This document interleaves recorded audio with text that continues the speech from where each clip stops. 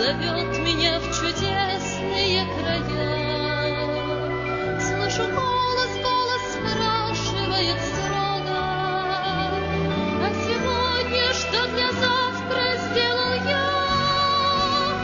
Прекрасное далеко, не будь ко мне жестоко, не будь ко мне жестоко, жестоко не будь, от чистого истока. Прекрасное далеко, я начинаю путь. Я клянусь, что стану чище и добрее, и в беде не брошу друга никогда.